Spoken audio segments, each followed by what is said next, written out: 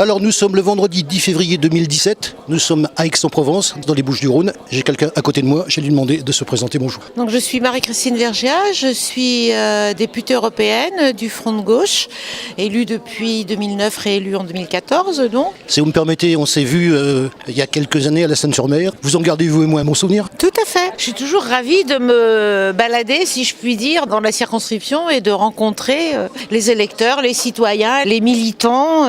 Ici justement, on est à l'Institut de sciences politiques d'Aix-en-Provence qui a accepté de recevoir une initiative du Bureau d'information du Parlement européen de Marseille pour organiser un débat avec des parlementaires européens, puisqu'on est à peu près à la moitié du mandat de parlementaires européens.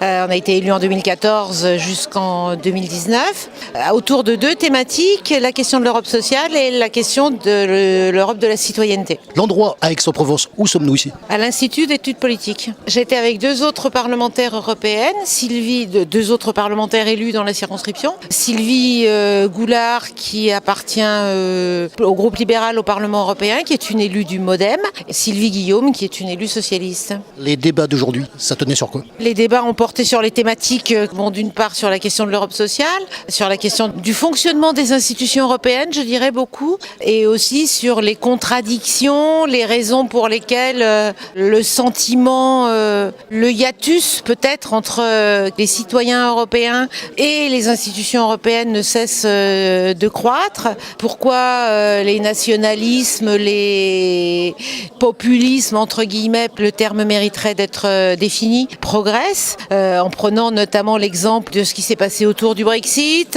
de ce qui s'est passé autour de la victoire de Trump, et de voir aussi comment on pourrait essayer de mieux faire connaître le travail du Parlement européen. J'y tiens un peu. La France ayant le triste privilège, ça a été dit dans le débat, d'être le pays où l'on connaît le moins et où l'on parle le moins, les deux étant sûrement liés, du rôle et de la place du Parlement européen. Les questions qu'ont posées le public. Alors il y a des questions sur le CETA, puisque c'est un peu le sujet d'actualité. J'ai cru remarquer, oui. Et c'était intéressant parce que nous ne sommes pas tout à fait sur le même positionnement toutes les trois. J'avais remarqué aussi. Donc Sylvie Goulard, libérale, défend le CETA.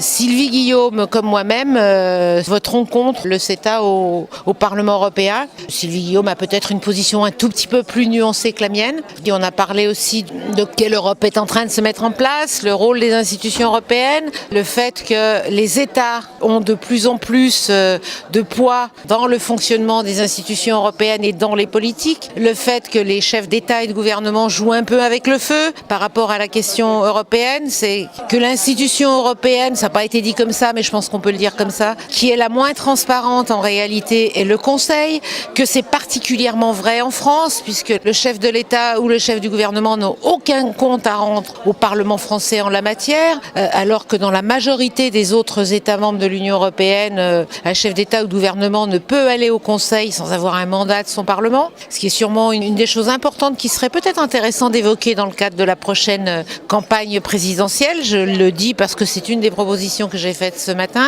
Il y a eu des questions aussi sur la question de la citoyenneté européenne, comment mieux faire vivre la citoyenneté européenne, sur le rôle des parlementaires européens, bien sûr. Les gens sont toujours étonnés qu'on ne connaisse pas mieux, qu'on ne voit pas mieux les parlementaires européens. Ils ont du mal à comprendre. Si je fais court, dans cette circonscription, on est élu de Bonifacio à Bourg-en-Bresse, dans 16 départements. Comme ça a été dit dans le débat de ce matin, il n'est pas toujours facile. Enfin, il est beaucoup plus difficile, en tout cas, pour un parlementaire européen d'être un élu de terrain que si on est l'élu d'un village, d'une petite ville ou d'un quartier de grande ville. Nous, on n'a pas cette possibilité-là, donc on essaye de répondre aux invitations et de faire connaître, moi c'est une chose auquel je tiens, de mieux faire connaître le travail que nous faisons et de rendre compte, ce que j'essaye de faire moi depuis que je suis élue en 2009.